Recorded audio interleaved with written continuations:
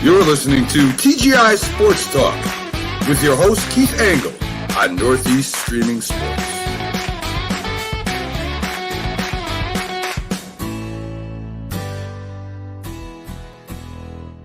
Good morning, everybody. Keith Angle, TGI Sports Talks. Are you serious? I'll be joined by my co-host, the Mad New Yorker, here in a few minutes.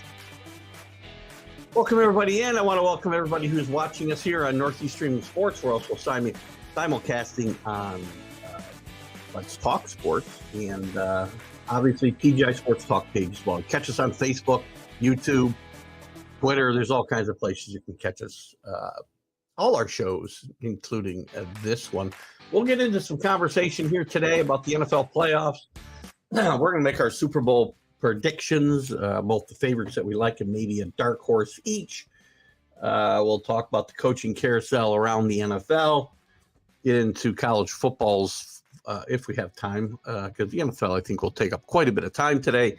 But we'll get into the college football final a little bit, maybe a little news around the Mets and Carlos Correa debacle. And whatever else suits you. Bring your comments, bring those topics. You're always welcome to join in the fun. It's fun. We get to the NFL playoffs. The last week of the season was, a bit, I don't know if it's anticlimactic. It was a bit dramatic. It was a bit of a cluster, what. After the near tragedy, and it turns out it wasn't a tragedy at all. It could have been much, much worse to Harris from Buffalo. He's out of the hospital now, doing very well. Our wishes still continue with him and his family. He's been an inspiration to the Buffalo team and fans. And I got to tell you what, having him play my Patriots last week, when they started off the game with that near 100-yard touchdown return for a touchdown on the kickoff, I thought the game might get out of control very quickly. But turned into a ball game. Mistakes by the Patriots in the red zone, as usual, same as always. But the Bills carried that momentum and the emotion from Hamlin's recovery, I would say. Not just what happened to him, but the recovery was important. It really took the onus off the NFL last week, and continues to do so, and we can concentrate on football as we head into the playoffs. And we'll see if that emotion can carry over for the Bills against the Dolphins. It should be a mismatch, but we'll get into all that, as I said. We're going to go through all the playoff matchups, give our Super Bowl predictions, favorites, dark horses, and we'll cover the coaching carousel and whatever else we have time for. With that, let me bring in my co-host, the Mad New Yorker, Carlos Chavez. Good morning, Carlos. Good morning, everybody. Happy Friday. Good to have you with us. How are you? Doing all right. Trying to step it up today. It's kind of hard with it being rainy and muggy outside, but we'll see what we can do. It is a dreary, nasty morning here, man. Wow. Yeah. My sub pump won't shut off. There's so much water coming into that basin. Good grief. Yeah. And I have to keep turning on the flow. So I may have to replace the sub pump here this afternoon. We'll see. Anyway, that's my problem. It has nothing to do with the world of sports. Lots to talk about. Obviously, we've gotten through the regular season finally. Now we head into the second season. Interesting, by the way. I'm going to start off here. There's 2 games tomorrow, 3 games Sunday, and a Monday night game, which I think, again, TV controls everything. The teams that have to play in this Monday night game, no matter when they schedule them next week, have a short week. And it's not fair to those teams, that the team, I should say, that comes out of that game will have a disadvantage over no matter who they play. And I don't think they ought to be playing these games this way. For years, it was Saturday, Sunday. And if you played the Sunday game, you weren't going to play the Saturday game the next week. So, right, they try to make it like that. I mean, at the end of the day, it's the end of the season. It's a new season, so you win, you win, and if you don't, you're out. So I don't think the day really matters because it ends up being a night game. Yeah. And the afternoon game. Then most of the time, the other games end up being mid-afternoon. Well, remember, anybody else who's played that weekend has had at least a day off, and you're not. You've got to get ready for the next week, and 1 day less than your team, your opponent, at least a 1 day less, and that's Sometimes that's a benefit. Competitive disadvantage for those Sometimes teams. it's a benefit, though. Sometimes you too much time off can go against you. So it all depends too on who the home teams are, right? Because if you're at home, I feel like it's more stressful on a team. Oh, sure. I mean, if you don't have to travel, it's great. But, I don't think if Tampa were to win Monday night, which, by the way, I think they will, they're not going to be home. They've got to travel. And they're a bit older, as we know, especially at key positions. Yeah, but I mean, I feel like any team that's in Florida will do better away from Florida than they would if they were like any other team. And I say that in retrospect with like, because teams, I feel like when teams visit Florida, they meander and they're like, well, this is, the weather's nicer. They get too relaxed. Yeah. I feel like it takes them out of focus. Buffalo, well, New England for years struggled in Florida. Even when they were good, they would struggle down there sometimes. So you're right. Before we jump into the playoff picture and the coaching news around the league, any final takeaways from anything that surprised you last week? I don't think I was really surprised by much. The teams they got in, I mean, I was rooting for my team, obviously, and they managed to stay in it longer than I thought they would as that game began. But Buffalo took control, and the Patriots shot themselves in the foot like they have all year. But I didn't see a lot of surprises around the league. Disappointment.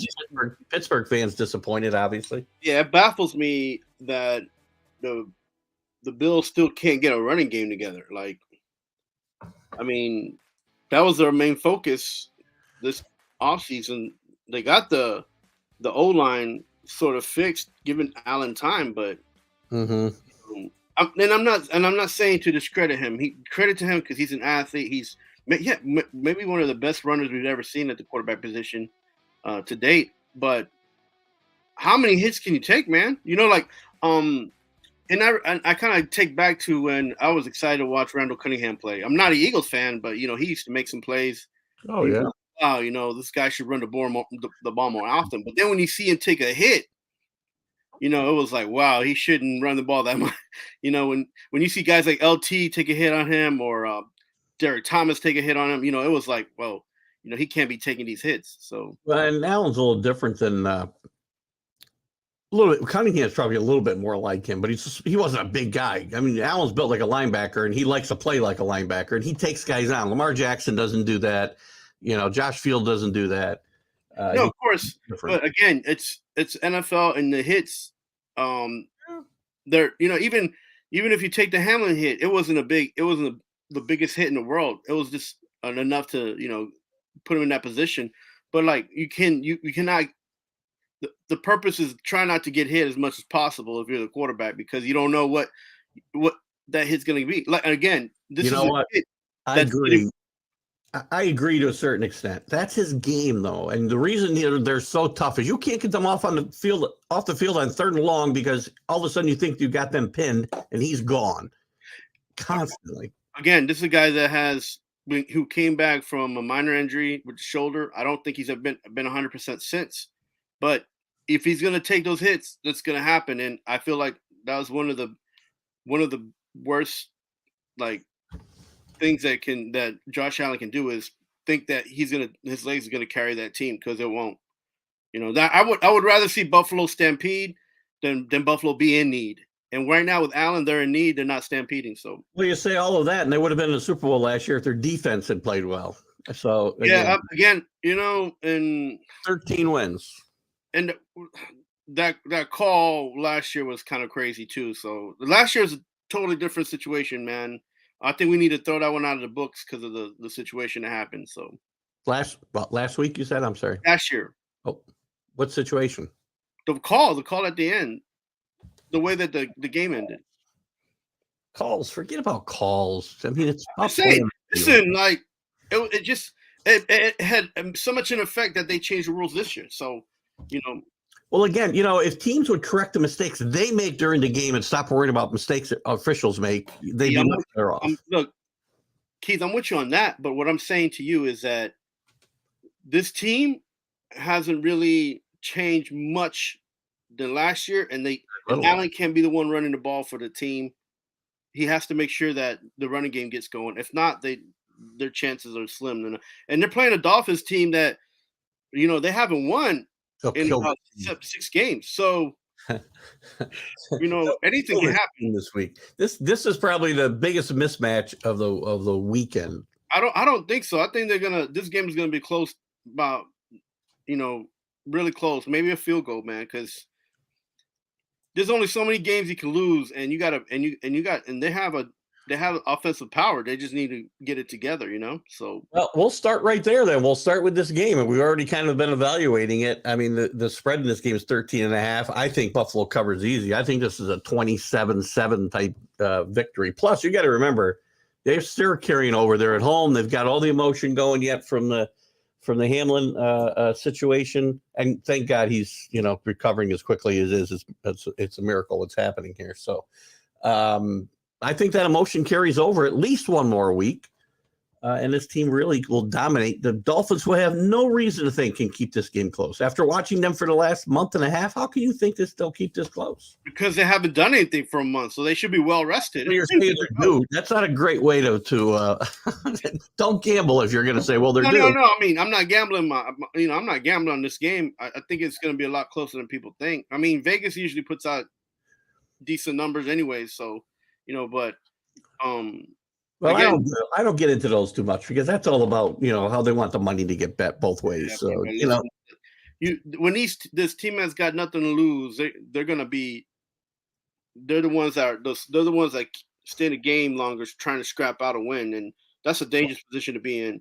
We'll talk about that maybe near the end of the show when we talk about the college football playoff. There was a team that had nothing to lose there, man. How'd that work out? Yeah, but they had played their main game the week before that when they played Michigan. That was them set up to lose no matter what, because that was the case, and their coaching staff needs to reevaluate their whole approach. Yeah, well, I mean, just saying. Yeah, we'll talk about that in a minute. The Dolphins got nothing to lose. I mean, they got a quarterback that they don't know who's going to be quarterback. This game is going to be crazy. So. I don't think it'll be bad to watch. I think it'll be okay. This game is. I'm trying to get to I lost my. There we go. This game is at 1:00 on Sunday. I got a baptism, so I'll probably miss much of this game, but yeah. I will be sneaking looks at it on my phone. Yeah, it's a good game to skip, but it won't be a bad game. So. I think what will happen is by the time I check this game, it will already be out of control because I think I will be betting the Bills minus that 13. Actually, 13 here it is right now. So I'll take them, and I'll tell you 27-7 final Bills. Yeah, I think it's going to be like 27-21, something like that. Sticking in the AFC, the Ravens, minus Lamar Jackson still, travel again to Cincinnati, which is a rematch of last week's game. Pretty much the same spread. I think it was 8.5 or 9 last week. It's 8.5 now. Bengals seem to be firing at all cylinders. Now, even Tyler Huntley didn't play last week, so you got to take that in consideration. But I don't see where the Bengals have anything to worry about here. How could the Ravens even give them a game here on Sunday night? This is the 8:15 game Sunday night, by the way, which I think might be a poor choice, but it is what it is. Yeah, I mean, again, another game. They're going to try to possess this ball as much as possible, but, the thing is that the Bengals defense is too inconsistent. So the Ravens have an opportunity to control the game, but the Ravens don't score enough, man. That's the problem. Well, there's no weapons, and when your only weapon's been on the sideline for 2 months or 6 weeks, whatever it is, outside of a career day by Dobbins, their running back, I think the Bengals will roll in this game, and I'll give you a second 27-7 final here in this game. This one will be closer to 27-7. Give me one reason the game will be closer than 27-7. It won't. This game will be about 27-7. Okay. I'm sorry. This is more likely to be 27-7 than the Bills-Dolphins game. All right. I think probably the most intriguing game in the AFC is the Saturday 8:00 game. The Chargers go to Jacksonville. Jacksonville didn't play a great game last week. Their defense carried them. Their defense is playing like lights out. That might be the best defense in the NFL right now. Look, if you're the NFL and you're not pushing Head and Shoulders or some kind of like shampoo during this game, then you're lost. You're going to be in the losing column.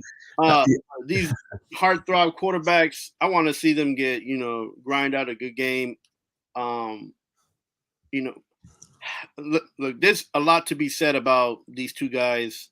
Herbert, I think, should have been number one, but that's an opinion that I have on that. And Lawrence deserved to be number one. I think that's sort of becoming the truth right now. So good morning to CA real quick. So this is going to be great because it's two young quarterbacks. But what are we going to see from these guys? Herbert's been a little bit more consistent. He's been in the league a little bit longer, 1 year plus 1 year. But that game that Lawrence played last week, you could have took him out the game and played a backup. Heck, you could have brought back the mustache man, and you would have had the same mustache kind of result, right? Like he wasn't a factor, so he needs to step up his game. He needs to prove to everybody that he's the number one draft.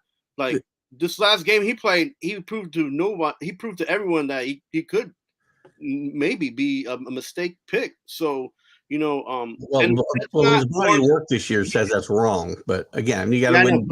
That's not usually his forte. Usually Lawrence plays a decent game. He has a hand in the game, and he does do his part.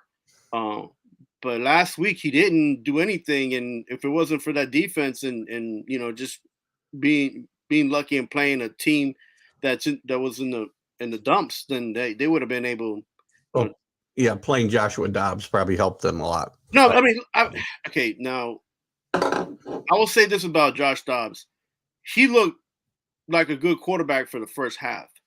The problem again with Tennessee, and I keep saying this, Dobbs would have been better if they would have had a better coordinator. Tennessee has not had a good offensive coordinator for the last 5 years, and I keep saying that, and I'll stick to that, and it's always proof. When some of these guys come out with skills and abilities, and then on the second half, it's almost like those abilities and skills don't exist. You have quarterbacks like Mariota, you had quarterbacks like Tannehill, and now you have Dobbs. Tannehill could run, Mariota could run, and Dobbs can throw.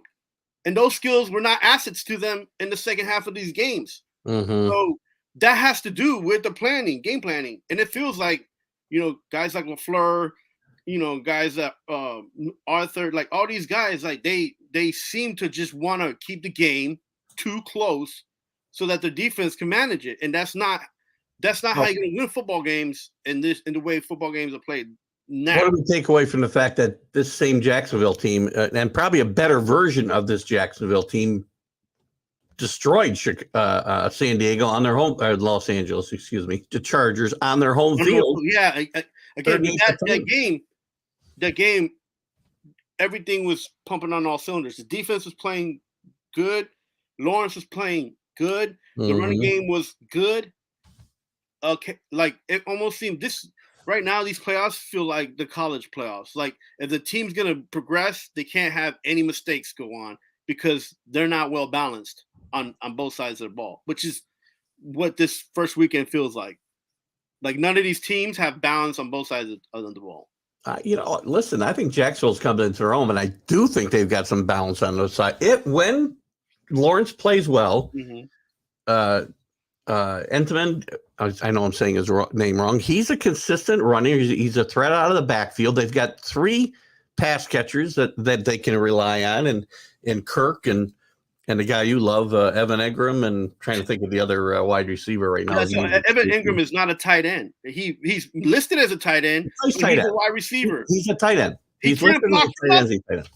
He can't block. He can't block on either side of the ball for his. There's 25 other guys in the league that play tight end the same exact way this guy does. Yeah, but Evan Engram is. In fact, Evan Engram has probably better hands than those other 5 guys. The problem is that he can't. he's too busy trying to get off the blocks. I think that's if they would just put him as a third tight end. I mean, as a third wide receiver, he'd be okay.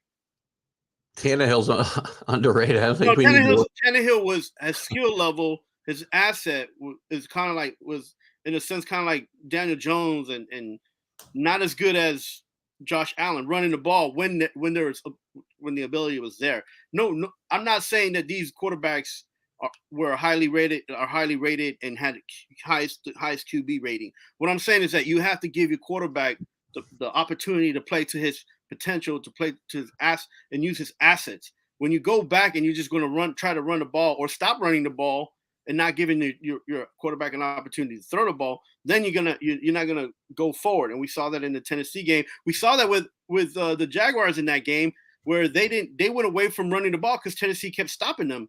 So the defense both defenses, it was a defensive game because it was a terrible game, but it's whatever, Simply because this game's at home, simply because Jacksonville has some momentum, whether it's just on the defensive side of the ball or not. And I think they win the coaching battle of wits here. I will take Peterson over Staley every day of the week. I'll pick Jacksonville to win this game at home by a field goal. And they're a dog. This will probably be a wager for me this week as well because I love home dogs. And I think this will be a close game, and I think Jacksonville will win. The key to this game will be if Eckler can actually run over 70 yards because he's going to catch the ball and run. But if he can run the ball for over 70 yards, then they're going to be okay. But it's all up to the running game for Los Angeles Chargers. If they can't get that going, then I don't want to spend this hour on Ryan Tannehill, and I think Kenny's still talking about Tannehill. He did nothing but win except big games, which actually matter in the NFL. I believe his next trip to the AFC Championship game will be his first, and he's probably out of chances because I don't know that he's going to have a starting job anywhere next year. He shouldn't. Let's move on to the NFC. Saturday at 4:30, we got the Seahawks traveling to the 49ers. Seahawks got off to a great start, faltered a little bit, but played better at the end of the season when it looked like they had, let their playoff chances slip away. Mm-hmm. They won a couple games to get them in with some help. San Francisco's been playing great. Is Brock Purdy going to be able to stand up to the playoff pressure now is the question. That's the biggest question. How healthy is Deebo Samuel, which will be a big key to how well Brock Purdy plays. At the end of the day, the San Francisco 49ers have always had issues with trying to keep the starters healthy and in the playoffs, beginning healthy. So, but they have a lot more weapons than Deebo to spread the love. We're gonna see if it's pretty love or not. That's what it is, and he's a QB. If Seattle, and this is a big if they can get to him one or two times and startle him, it could get messy. But Seattle's not known for that, right? To Kenny's point here too, I mean, getting to him will be hard because he's really relied a lot on his running backs, and if he's just getting the ball out, as Kenny says, dinking and dunking to Samuel and McCaffrey all day, they'll probably just wear down the Seattle defense, and I think they'll win this game handily. I would think this is a 27-17. I don't think Seattle will embarrass themselves, but again, Geno Smith's had a nice year, but I'm not sure I would give Geno Smith a big advantage over Brock Purdy in this game either. No. Again, it's that defense that's gonna if you compare both of those defenses, one defense is way better than the other, and I think that's where this is gonna come to the end. In fact, you might see a game that's similar to the Titans-Jags game, where the defenses are the ones that made the biggest effect. It could be. It could be. And because that San Francisco defense is stout. And the Seattle defense is not. So, but on offense, there's just more weapons on San Francisco as well to bail them out of trouble. Maybe they'll compete for two quarters, and then that's it. And the second half is going to be all San Francisco, right? Yeah, because that's usually what happens. Is that San Francisco keeps the team kind of in the loop, but then they'll just press the gas. It just depends on what Shanahan decides to do and what plays he decides to run. Whether he runs the ball or whether he, starts ball in the air. Well, I don't think he's going to try to throw the ball 40 times with Purdy there. I mean, when he had Jimmy G, he threw the ball 8 times in an NFC Championship game. He'll try to run the football. If Deebo Samuel's healthy, to me, he's probably going to be the key here, and probably through the playoffs. I think Deebo is that good a player that he could make the difference in any game he's playing in. Yeah, and then if Deebo doesn't play, all those players need to step up on the offensive side, and most of them will be okay. I think they'll be okay for this matchup, but that defense also it needs to come through, and I think they will. I think Purdy will maybe make it through the first round, but I don't know. I can't, and I won't see him, and you don't know what kind of player he is yet, so I can't have full confidence that he'd be able to take San Francisco to a Super Bowl. Yeah, well, no, and you have to see him do it here now on the big stage. But again, he's got guys to bail him out, so we'll see. I like Kenny's score, not bad. I think this could be a 28-10. It could be 35-17. Yeah, 35-17 feels more like it. But hey, if McCaffrey gets 1 or 2 touchdowns, Shanahan might actually rest him. Maybe. I mean, you got to keep him healthy, but they need to have a healthy lead for that to happen. I'm not sure this game is going to get that far out of control for him to be able to do that. I think they'll pull away at the end.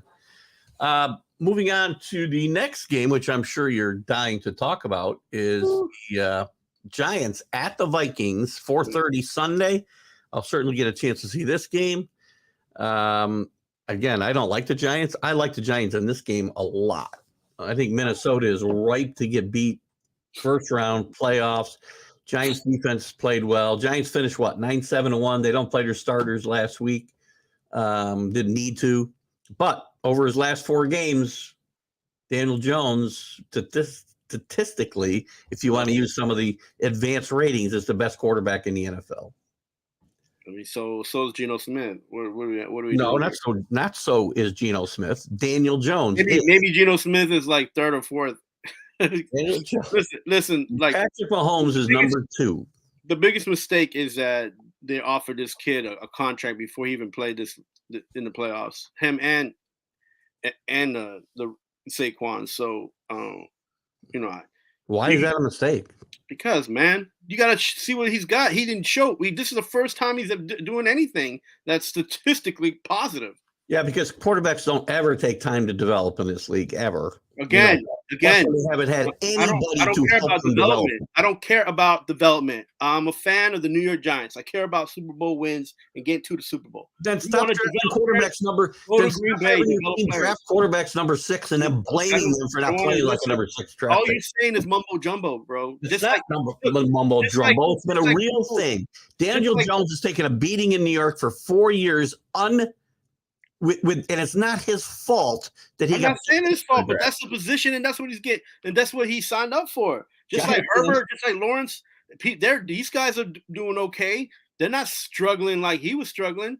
He couldn't even. Sometimes he'd have like 2 good runs and then fumble the ball, or he'd like have a great run and all of a sudden he'll just throw an interception. Like now this year he hasn't done any of those things, or consistently done any of those things, which is okay, which makes him look like a better quarterback. He's not turned the ball over. He's looking like a better quarterback and like a 6 pick. Fine, good, but he is not a number 1 quarterback. He hasn't ever proven it, and he hasn't done it yet, which is why you don't offer the guy a contract. I'd like you to put almost any quarterback on this team with the weapons they have outside of Saquon Barkley and do better than this guy did this year. It is the point. And the biggest point is that Saquon actually carried him this year. It made him look a lot better than he actually is. Wow. So, everybody needs that type of support. Tom Brady didn't win seven Super Bowls by himself. I'm not saying that. What I'm saying is that all these QBs need weapons. That's true. But Daniel Jones hasn't done anything like a Herbert's done in his 3 years being in the league, or like even Purdy's done in a lot of playoff games being in the league. They've all won the same number of playoff games. I can tell you that. It doesn't. At the end of the day, man, I don't want to hear about development. I just want to hear that I got a quarterback that's going to give me. What is it you care about? Winning playoff games? All those guys have won the same number of playoff games as Daniel Jones. None. Right. But so they're all at the same spot right now. How's one better than the other? You want to look at numbers and that's it? That's all you care about. That's what you're giving me numbers. You started I'm giving you no number. What you started with was statistically he's the best quarterback. That's the first phrase you started with, Keith. All right, I didn't give you a number. I just threw that out there because I just happened to notice it this morning. The leadership he's displayed on the field this year is what matters, and that's why this team is 9-7-1, along with Saquon Barkley's return to form. That's it. That's all you need to know about this team. If Saquon doesn't come back, will the Giants be the same team next year? No, but that's not what we're talking about. We're talking about Daniel Jones. If Daniel Jones doesn't come back next year, Saquon does, will the Giants be the same team next year? Depends on who the quarterback is. There you go. Give me a better quarterback to replace him with right now. Derek Carr? Guess what? Won the same number of playoff games as Daniel Jones. Right. No, but I didn't say Derek Carr. I wouldn't want him in New York. Give me a name. Give me a name that's available. So make it realistic that they can replace and have a better chance to win next year than Daniel Jones. They won't win with the team that they have, man. Which is another problem. But you just blame Daniel Jones. Well, he's part of the problem. He's not part of the problem. He's grown in not this part of the solution. Partly because. Okay, listen, how about this? How about I give you Daniel Jones for your Patriots? Will you take him? It possibly. Yeah, you wouldn't. Possibly. After watching what I watched again Sunday, possibly. Because he's got as much of winning style as both those quarterbacks doing right now. You want to trade with me and I'll have him compete with my quarterback for a job? I'd be very happy to do it. I think Daniel Jones is good enough to win playoff games. We'll find out because I'm going to tell you that they're going to win this game 26-23 Sunday. And if the Giants win this game, it's going to be on a field goal. But I don't think the Giants have enough to control that ball, to be honest with you.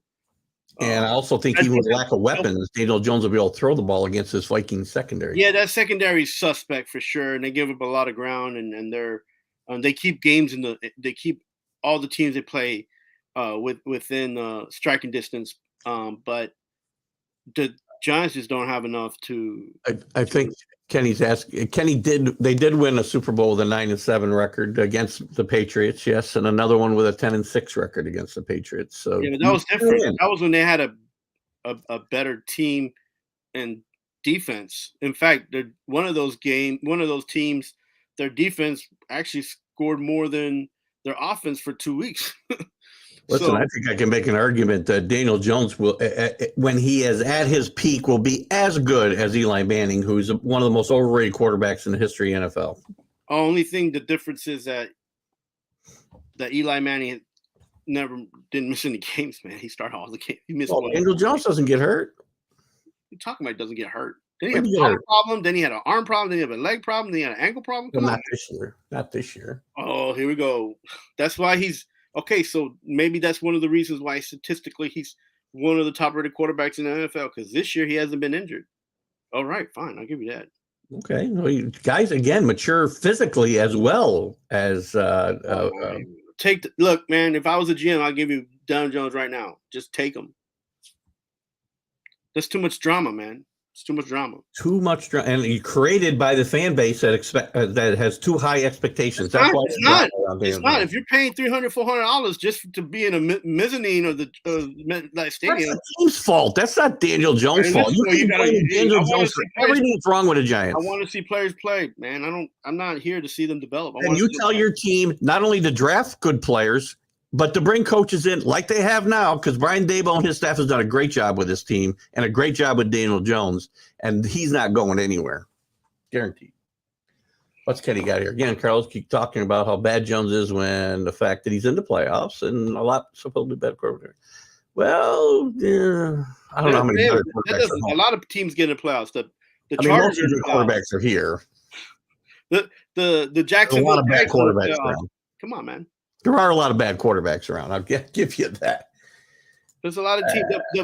The Baltimore Ravens are in the playoffs. Come on, man. Kenny would take Daniel Jones to replace Aaron Rodgers right now. Do it. Take him then. I'll see a trade. You want Aaron Rodgers on that team? You talked about drama. Aaron Rodgers would never come to New York. Aaron Rodgers would never come to New York, but you want to bring the drama queen of the NFL into what a loser he is. He's a proven winning quarterback at the end of the day. What? One Super Bowl. That guy, with all the talent he's got, and by the way, all the talent he's had around him, one Super Bowl win. That's not good enough. Oh, I know, and he played in a terrible division. So right. So he's a drama queen, and he needs to go away. Teddy's laughing. All right. Anyway, moving on. I've got the Giants in this game. You've got the Vikings, I guess, right? All right. I'm going to say a close game, though. Probably it's going to be a very close game. This is going to be 3 points. 27-24 game. Dallas played themselves right into playing on the road. Great job by the Cowboys. Great job by Dak Prescott, who we keep talking to. Another guy can't seem to play in big games. Win a big game, and I'll say you're a good player. I think Dallas, as bad as Tampa Bay's played this year, I think they're 8-9, right? They're in with a losing record as a division winner in the South. As bad as they've played at home, I'm going to take Tom Brady over this dysfunctional offense that the Cowboys have turned into down the stretch. I'm going to take the Tampa Bay Buccaneers getting points at home in this game. And McCarthy will be out at the end of this game.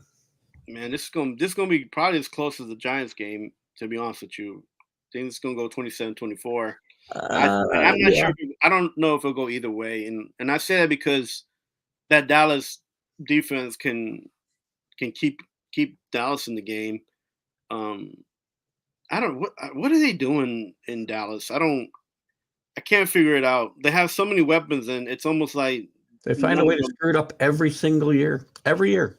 Yeah. And I think Buccaneers win this game. I think it'll be closer. I think it'll be closer, or I think it'll be lower scoring. I think it's possible you could see a 17-14 game, 17-10 game even. That's true. And then, again, in that OC, everybody talks about that OC might be the next hire as a coach in the NFL. Like, no, why would you want another LaFleur on a team as a head coach or a coach at all? Like, keep that kid, let him be in the NFL for 5 more years or something, because his offense ain't that great. What are we talking about?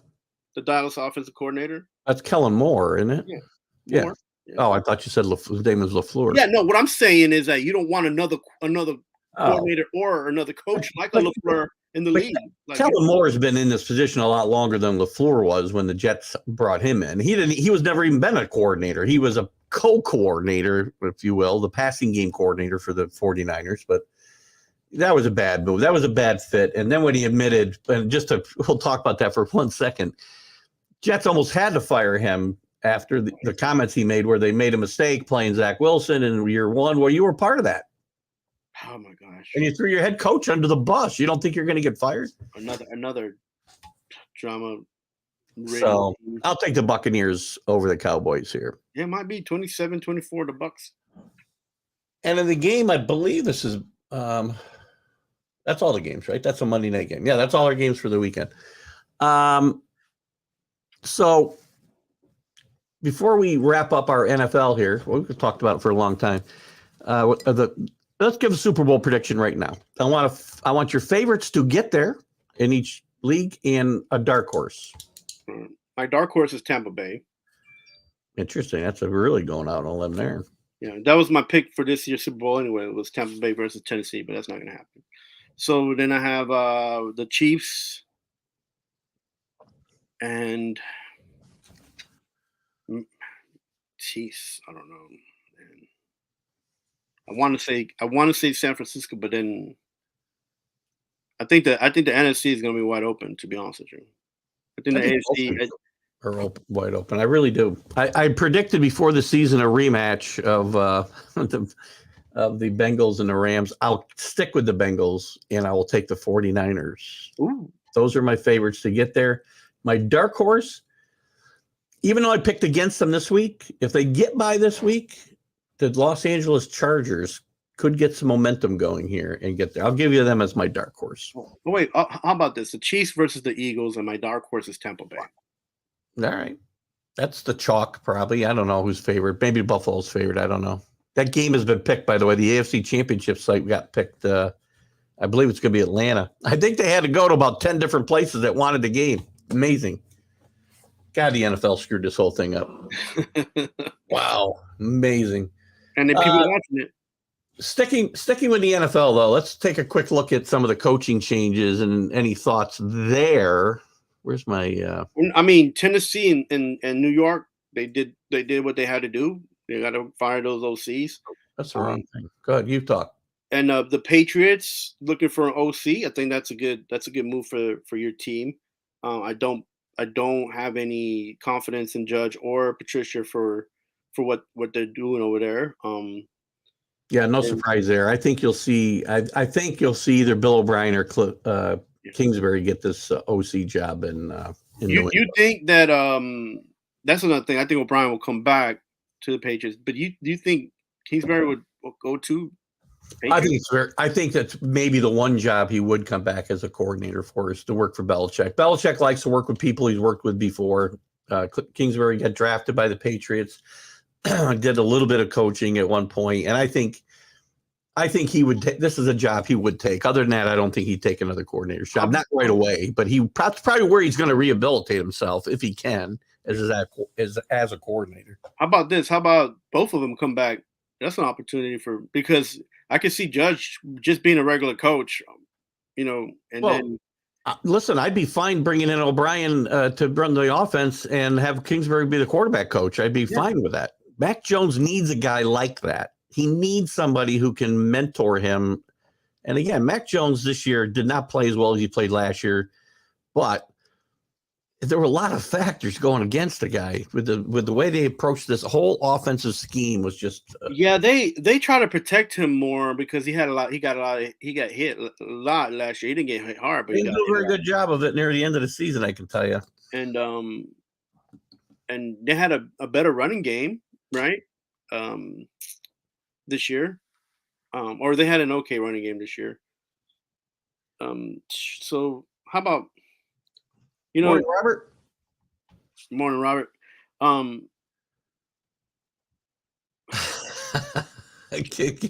Goodbye. There's been more than one open, and I'm sure there is, probably on every street corner. Right, and even in Queens, they've opened up. Brooklyn, Queens, everybody's got them now. So. Let's start from the top here. Let's go to the Arizona Cardinals. They fired Cliff Kingsbury this year after winning only 4 games, and some atrocious ends to season. That's been his right back to Texas Tech. His teams could not finish out seasons. They were awful in the second half of seasons. Mm-hmm. This is a place I think Sean Payton is in play for, is going to be this team right here. Arizona? I do. If he takes a job this year, I can see it being Arizona. I don't think he's going to be in love with any of these other jobs. He's got a quarterback, theoretically. And listen, if somebody's going to straighten out Kyler Murray, I think it could be Sean Payton. Are they going to keep DeAndre Hopkins? Yeah, that's debatable. I mean, I know the Patriots are really high on bringing him in, but we'll get a tampering charge, I'm sure, because when they played him, there was a shot of Bill Belichick and DeAndre Hopkins after the game, and DeAndre Hopkins said, "I love you, man. I'd love to play for you." So I'm sure we'll get a tampering charge if he were to come here. I think that'll make him stay if Sean Payton was there, right? Yeah, and I think the team needs a bit of a overhaul, but I think this is a place and they want to win. I think Bidwell wants to win. Peyton could come in and run the whole show because Kyman's stepped away as well, and I think it's possible that this would be a good spot for him. If not, you might see him bring Vance Joseph, elevate Vance Joseph, the defensive coordinator who was the Broncos coach before. It's possible he'll get that job too. So maybe Vance gets that job. I feel like Peyton would either be in LA or in Dallas. And I don't think anywhere else would be a better fit for what he wants to do. I feel like, Yeah, no lack of candidates for all these other jobs. By the way, Jim Caldwell is a good football coach, but how is Jim Caldwell's name coming up for 2 or 3 of these jobs? He's in play in Carolina. He's in play in Denver. And why are we rehashing like Jim Caldwell? I think that's what he did in Indianapolis, man. I mean, he won a Super Bowl, yeah, but I mean, what's he done since? Nothing. He's had 3 jobs. I don't see it. Another thing is with the Rooney Rule, they people just bring up his name. Yeah, and I feel like that's worse because you're not really offering him a job. Just leave him alone. Like don't call him. Ken Dorsey's a name to watch out for in Carolina. I think the Bills coordinator, offensive coordinator. I think Ken Dorsey needs a couple more years. He needs to relax himself and lay off the coffee. Frank Reich is also mentioned for a lot of these jobs. And I think Frank Reich really got a bad deal in Indianapolis. I really do. I mean, it was a bad fit bringing in Matt Ryan there. Matt Ryan has been a great player. He's a great kid. Not a kid, but to me, he's a kid. But he's used up. He's done. And that was not a good fit from the beginning. I thought he got a bad job. So I think this could come down, the Carolina job could come down to Frank Reich or Steve Wilkes. Did a good job replacing Matt Rule, and I think he may get another chance there. I think with Frank Reich, I think some of these guys don't really get the position of being a head coach until they're there and realize that it's really not meant for everybody. And I think Frank Reich would actually be a great offensive coordinator or quarterback coach anywhere. That's where he made his bones, right? So yeah, and I mean he doesn't get enough credit for what he did in Indianapolis, which wasn't really much. But then again, he lost his defensive coordinator to Chicago, and that guy was the one who helped him balance that team out a little bit. So you know. Those moves that Irsay was doing didn't help him, and instead of them getting younger and faster, they were just getting older and just debilitating. It's another team that will never win as long as the guy owning the team and running the show is there. Just like Jerry Jones, Jim Irsay can't keep his nose out of stuff. He says stupid stuff. He brings in his drinking buddy to be the head coach. He's just out of control. And when the Jets. The owner, Woody Johnson, said something this past week, which was just reiterating the fact that he's willing to spend money on a quarterback. Like, if you're an owner and you're not doing your job. Like, my thing is, like, don't say anything and just focus on regrouping and getting situated. And why would you say anything about bringing in a quarterback? You don't even have an offensive coordinator. You just let one go. Let me play this little game. I'm going to give you some names, and let's just say, are they going to get a head coaching job this year in the NFL? Sean Payton, will he be back in the NFL next year? Maybe.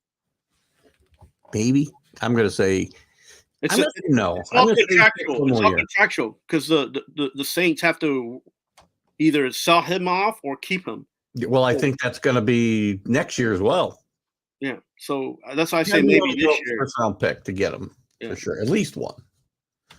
So I'm going to say he sits one more year out and he comes back next year. Yeah.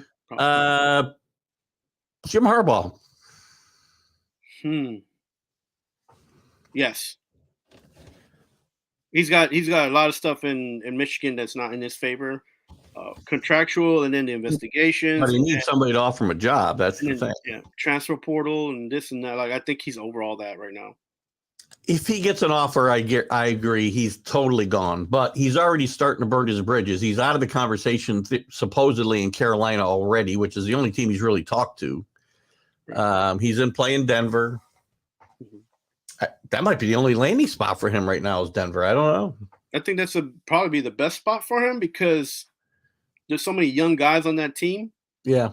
And I think he'll be able to just kind of build a bridge between Russell Wilson and the young guys that, because the thing is, these are young guys, but it's also about money, right? And if you're paying the guy the most and he's doing the least, you're gonna get this feeling of like,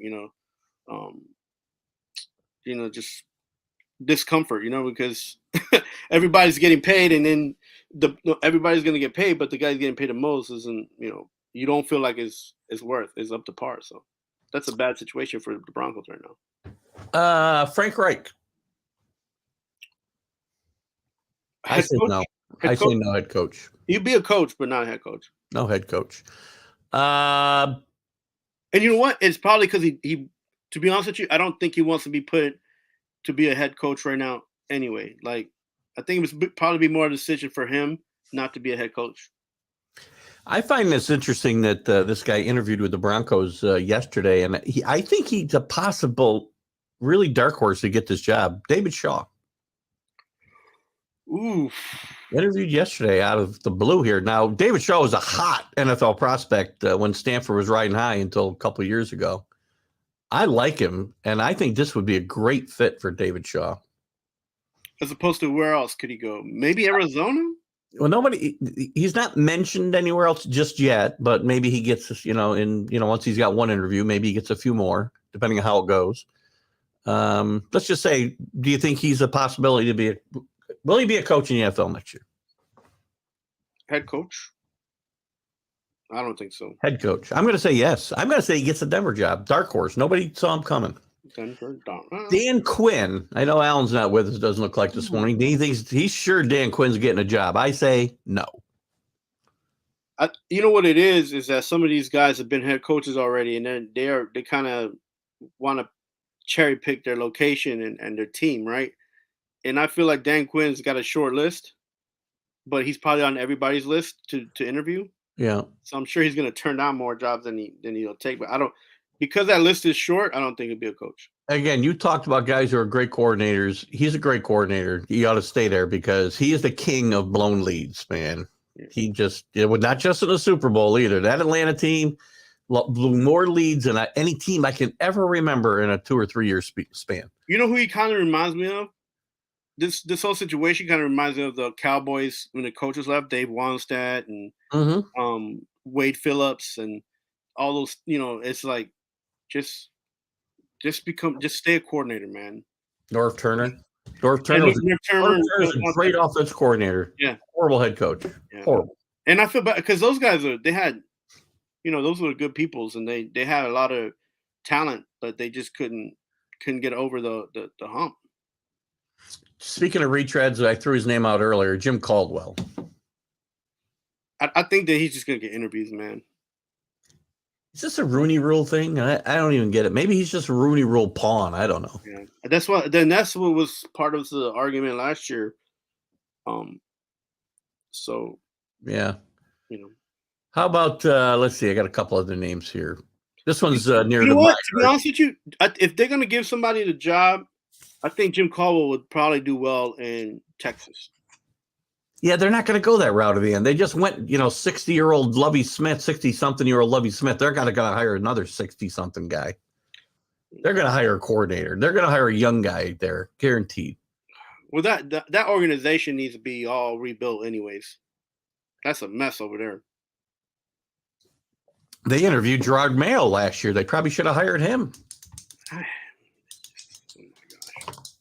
And here's the other thing. The Patriots, speaking of coaches, the Patriots have got to find a way they got to make him that defensive coordinator or something, or they're going to lose this guy. Stefanski in Cleveland's already wants to interview him. He's asked for an interview, Mayo for the defensive coordinator job at Cleveland. So it's very possible that the Patriots will lose him, or there's talk that they may make him the coach in waiting in New England. This whole New England thing just need to they just need to move on from Bill Belichick. He just needs to go into management or just, I think he needs to give up one or the other. I think, and Bob Kraft, who knows? I'm sure that conversation with Bob Kraft the other day didn't go very well. I'm sure Bob Kraft's very upset because Belichick went off the reservation with some of his decisions this year as far as, who was going to call the plays. Very unconventional. Look at, he had guys, and for years, the Patriots' MO and Bill Belichick's MO was to put guys in position to succeed. Right. Yeah. And he got totally away from that mantra this year, starting with the coaching staff. You take a guy with a brilliant defensive mind and make him your offensive coordinator. You take a great special teams coach and make him your quarterback's coach. And I know he thinks so. Great coaches can coach anything. Well, to a point. I mean, we mentioned some names that were just great coordinators and couldn't coach the team because it's a different animal. A lot of them came for the Patriots. Charlie Weiss. Yeah, but where's Charlie Weiss now? He didn't even succeed in college. 1 year in Notre Dame. 1 year. No, he was also in Kansas. No, I'm saying he had one good year in Notre Dame. Yeah. He went to Kansas, then he was offensive coordinator, Florida. He fell off the map. And they've had a bunch of them. I was trying to think of the defensive coordinator, too, who left the same time as Charlie Weiss. Coached the Browns, Romeo Cornell? Romeo Cornell, yes. He never succeeded. Belichick's coaching tree has not – and Josh McDaniel, excellent example of a great coordinator who's just never going to make it as a head coach. It looks like he's going to get another year in Vegas, but it's, and I don't know what it is about being a head coach in the NFL, but even the guys that have been there and won sometimes don't even want to go back. Jimmy Johnson, he's won. He's like, I don't want to be a head coach no more. Yeah, he likes his life. He's got it easy. He's got to show up one day a week for TV. And what's this other guy in New York for the Pittsburgh Steelers guy? He won. Cowher. He was like, forget that. He maybe was interested, but then I think at the back of his mind, he's like, why go through that? Yeah, the ship sailed on these guys. It's not a job that you can transition from being a coordinator to a head coach. I don't think there's a huge gap there, and I think that sometimes it's too overwhelming, and it has an effect on people whose skills in communication and management I think they see the way a lot of these owners are today too, and the way the players are. I think they just feel like, I'm not coming back to this mess. I got it easy. Why would I do this? And that ship sailed for both those guys for sure. And you mentioned an important thing: ownership and management. If those two things aren't balanced for a coach to come in, you lose. Yeah. Look at it. That's what destroyed Bill Belichick in Cleveland. I mean, he hurt himself, but the fact that the team was moving just killed Bill Belichick. They had no chance. He had no chance to succeed there. He had a good team there when he got there. He made the playoffs his first year. But things fell apart. And what happened to Holmgren? Once he left Green Bay, he didn't come back. He went to Seattle. Yeah, I mean, but he took Seattle to a Super Bowl, actually. So can be done, but it's kind of stop retreading all these. It's time for some of these guys. Well, I don't know. I say don't retread them, and then these guys that get hired fall on their face in 1 year, like Hackett and in Denver, and the guy in Chicago is just he's a dead man walking here. It's not a pretty situation. Real quick, we only got a couple minutes. We didn't leave much time here. Reflections on the final for college football last Monday night. I think I don't bash the SEC. I bash the SEC elitists. I actually bet Georgia, and I was kind of rooting to lose my bet because I would like to have seen TCU have a chance. But do you think it sets back these Cinderella teams going forward now that we're going to 12 teams? And I said last night, and I really think this, you will see upsets. Kenny mentioned the other day that you root for these games, and this is what you get. You get a blowout.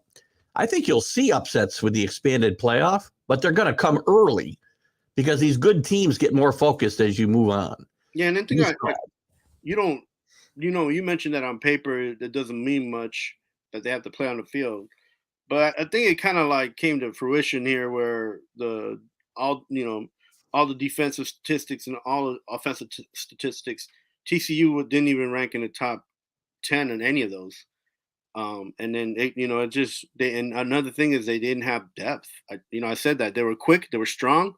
They had that quarterback that came out of nowhere, right? And everybody's, but you can only come back from so many games anyways. And when they played Michigan, I feel like that was their game, man. And they beat a deep Michigan team, as far as, what Michigan had to offer, but I didn't think it would be enough to be a deep Georgia team and come back. None of them are on the level of Georgia. Georgia and Alabama are still way up here. And not for nothing, but you mentioned a name earlier, Stinson Bennett. Like, I don't know what they're gonna do without him. That's gonna be it's gonna be. This is one of the great college football stories of all time in my mind, to walk on and to have your job. They try to take away your job every year and just go out and win. Kenny talked about guys that go out and just win. That's all Stetson Bennett did for 4 years. And, hats off to him. A great career, back-to-back championships, only been done a handful of times. Yeah. And you know what? This is even better than the Baker Mayfield story, right? Because far better. Because he's the kid's humble too. Yeah, and he goes in there and he's like, even when Georgia was down, he brought them back up to be competitive, and score a touchdown or two to beat, Alabama, and that's crazy, man. I don't feel like it's going to be perfect night, but who knows? Real quick, as we got to wrap it up, Georgia three-peats? I say yes. I say they'll be in the playoffs, but I don't think they'll repeat. Be fun to watch. That'll be the story for next year. Yes, sir. Second three-peater. Carlos, thanks for your time today. Right. Did a great job. You picked a lot of losers in the playoffs, but that's not your fault. That's the way you're wired. Guys, thanks for tuning in. Thanks for joining in. We'll be back next week to recap these picks and pick some more losers next week. Have a great, great weekend. Enjoy the football.